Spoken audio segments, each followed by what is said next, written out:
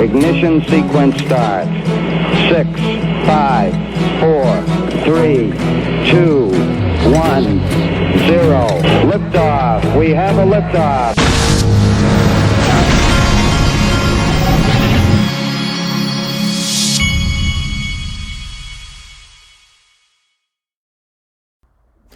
Hey everybody, this is the Digital Asset Investor, and the writing is on the wall if you choose to look. This isn't a very complicated thing to figure out, folks.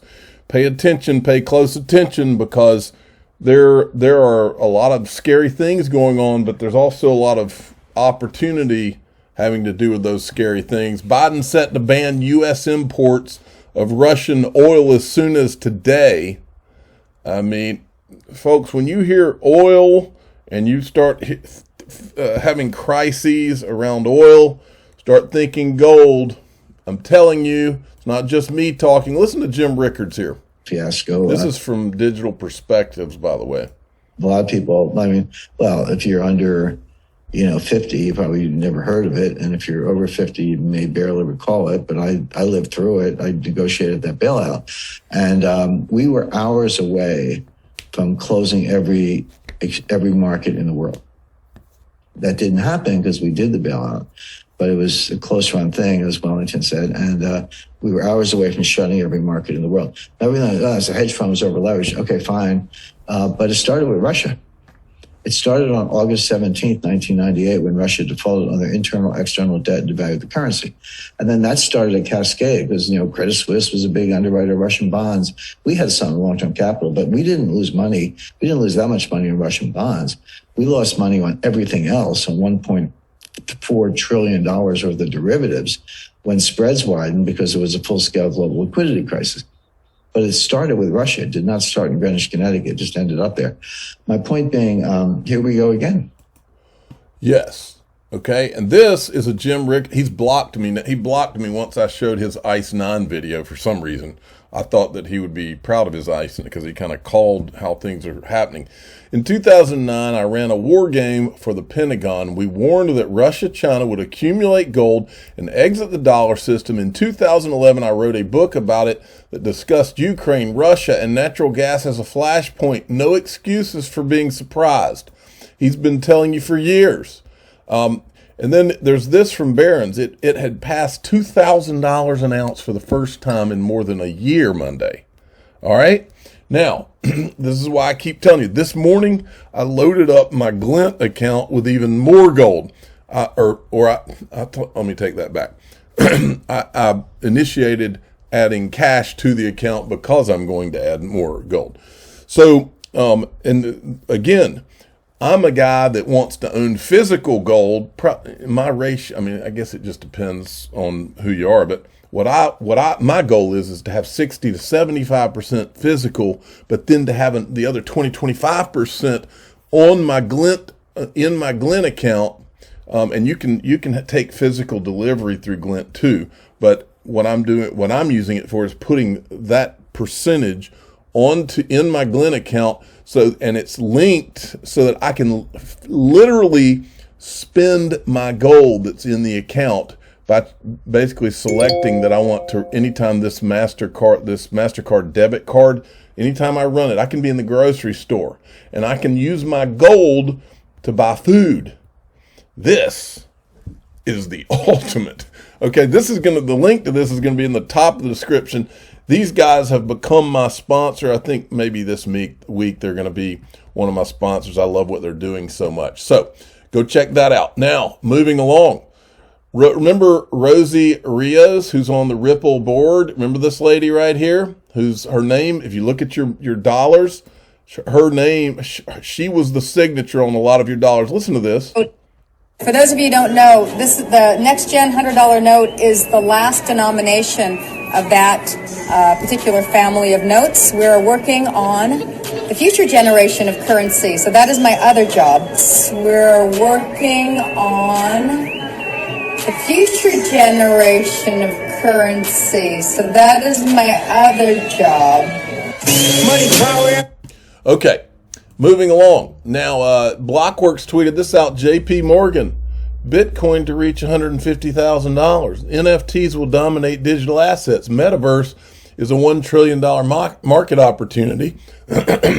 Staking could be $40 billion industry by 2025. Well, JP Morgan, this is not possible because Gary Gensler said it's a security. He said that staking, which is earning interest, falls very clearly under securities laws. And I know your affiliation with Ethereum and all, but he says you can't do that unless you come under securities laws. We've got him on video saying it. Now, Stefan Huber put this out. So many questions. How do I find all this stuff? Guys, today I give you my treasure chest. Enjoy. I know you imagine both Bond and his villain to be smarter. Joseph Lubin, who I think likes to see himself talk, likes to hear himself talk through his teeth, he's got his own Consensus's website. He's got Joe Lubin's media library. You can actually go through the media library and you can watch all the videos you want. He's got them right there for you. Just like any good egomaniac would, just have their own media library. Now, Ripple Eye put this out. I thought Gary Gensler was going to take down all those DeFi sites.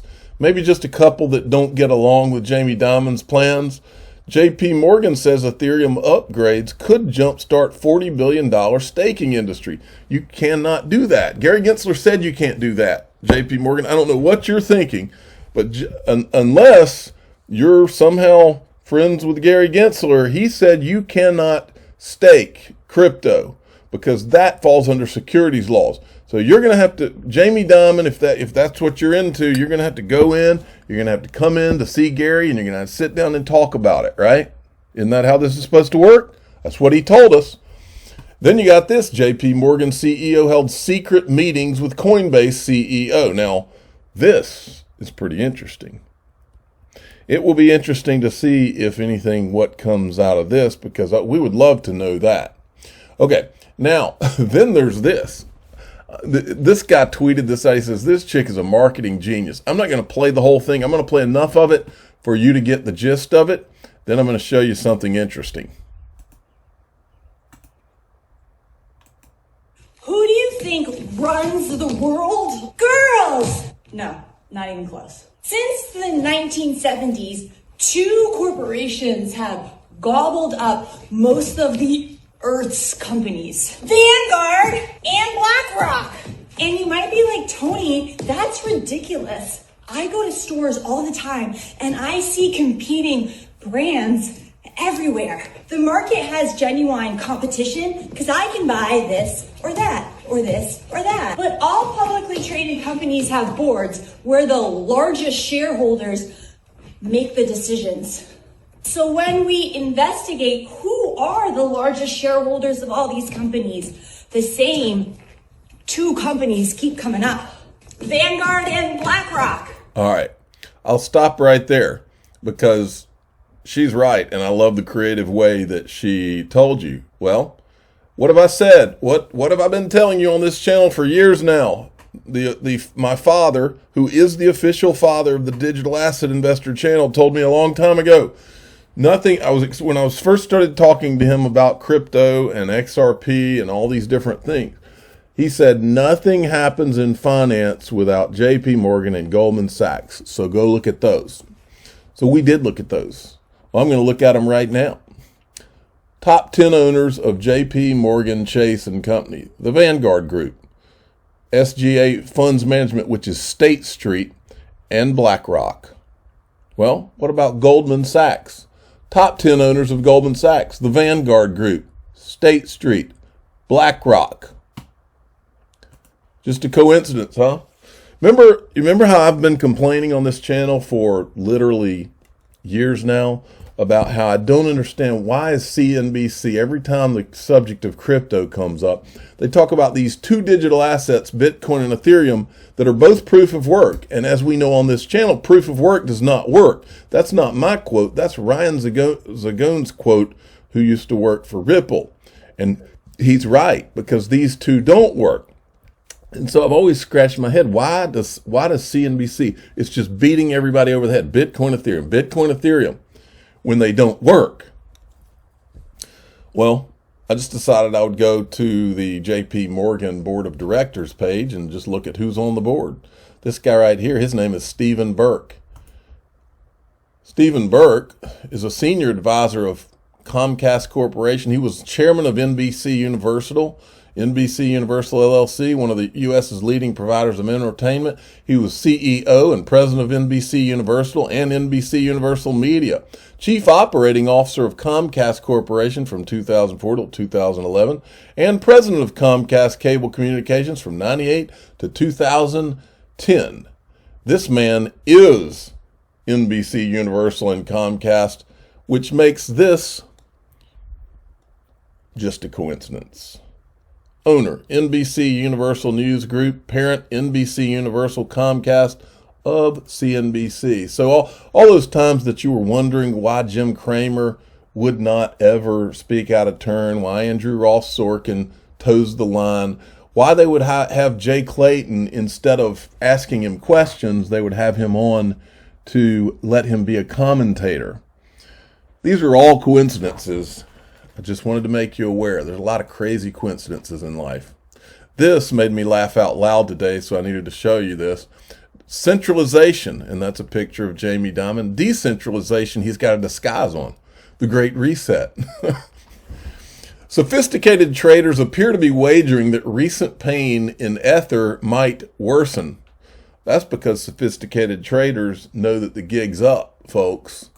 22 seconds from JVXRP. 22 seconds on why JP Morgan hates Ripple. For pushing, and also a lot of money attached to those settlements. For sure. So we have over 100 banks working with Ripple today around the world.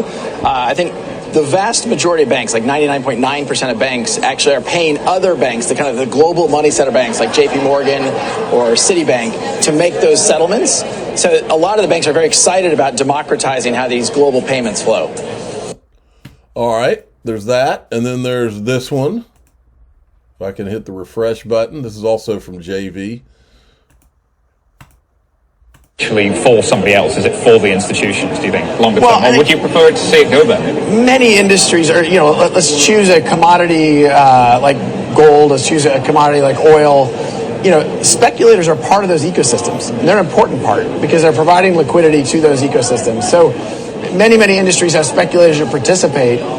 Ripple is focused on how do we enable a institutional use case. Yeah. We aren't trying to, I actually was quoted publicly as saying I cringe when people talk about promoting a digital asset. Mm-hmm. Ripple never tries to promote XRP as a digital asset. We try to demonstrate its usefulness in product flows and solving a real problem. But you're in an organization, I think, where a lot of the founders have a lot of XRP. There's a lot of potential for conflict and that sort of thing. Your clients are the banks. How do you get them comfortable with the idea that, like, you hold a lot of XRP and that XRP's price isn't going to be volatile, that there's not going to be any compliance challenges coming down the road? How do you get them there? Well, the first thought is, in terms of the potential conflicts you described, that assumes that we actually could control the price of XRP, which I would say we can't. If you were to dump a lot of it on the market, though. Yeah, we actually now, as I think you probably know, we have it tied up in escrow, and so we really can't even do that. But it's important, I think, for any healthy market to not have a player controlling the market. And I made a comment, I'll stop there and ask you a basic question. Who are the Ethereum disguised whales? Now, for years now, this has been the criticism of Ripple for years. Oh, well, you own most of the XRP, but nobody has ever, to this day, nobody knows who those Ethereum whales that Joseph Lubin was helping disguise. Who are they? How can you not put a microphone under this guy's face and under everybody involved in Ethereum? How can you not put a microphone under their nose and say, wait a minute, until you guys show us who those Ethereum whales are and show us who bought the Ethereum in that thing, there's no way to know who controls what. Because they said, Joseph Lubin himself said that you could buy in multiple identities. All you have to do is have an email address, is what he said. We're going to get to this. This thing's falling apart, folks. Look at this. Hearing multiple rumors of another class action forming from 1,000 plus ex-employees that don't have the consensus equity they were promised. All right, now, right here, folks. Remember this guy yesterday? We played the video where this guy apparently is heading up the this lawsuit against Consensus. His name is Arthur Falls. Well, I made Arthur Falls, I wanted to make sure he understood that I know a few thousand people who have evidence for your fight right here. I'll start with John Deaton. I gave him John Deaton's library. I'm sure if I hit the refresh, some other people have, let's see, yeah, we'll see some more people. They'll start dropping in some information for this guy. But I wanted to show you who this guy was. That his name is Arthur Falls, okay? And he's a computer numerologist. If you go down, he was the director of media for Consensus from February 2016 to September 2017, okay? Now, here's what's interesting. If you go to his Twitter feed, it's at Arthur Falls. He's obviously he's not like an anti, I mean, I think he's a pro Ethereum guy, pro whatever do they want to call it, decentralized finance. What's interesting is when you go to what he likes, because this is where you see this house of cards coming down, folks. First of all, he liked the video there that he was in yesterday. He liked that thing I showed you a minute ago where there's multiple rumors of another class action, okay? There's him in the news, and then he says he's liking this one. This is a guy, a girl tweeting this. If true, this seems like a really, really bad look for the Ethereum ecosystem. Now, as you keep going down, look at this. This person right here. My God, Ethereum is shady, and he likes this. And then down here, Ethereum equals house of cards that Ethereum Joseph built. This guy, folks, this guy was at Consensus. He knows what went on, and he thinks those things. He likes them, which means he thinks them, I'm assuming. Now, I did one search on the guy. I wanted to see if he had ever tweeted about Ripple or XRP, and I only found one. Ripple Vintage. Now, he had tweeted this back December 16th, 2016, and I think he's basically asked, he did an interview with back in 2014, Arthur Falls did, with Evan Schwartz and Stefan Thomas. These are the guys who created Codius. My understanding is that Vitalik Buterin slept on Stefan Thomas's couch and literally stole the idea for smart contracts from those guys at Ripple. And then he's tweeting here in 2016. He's basically saying, "What happened, guys? Like, why didn't you capitalize on the smart contracts?" But it's a small world in crypto, I guess. But so I'm sure this guy, he probably already has seen everything we've put out. But this is the guy that you might want to help, because he's just trying to do the right thing, is what it looks like to me. I'm the digital asset investor. I'm not an investment advisor. This is for entertainment purposes only. Please subscribe, hit the like button, and tell your friends and family to go say hello to Arthur Falls.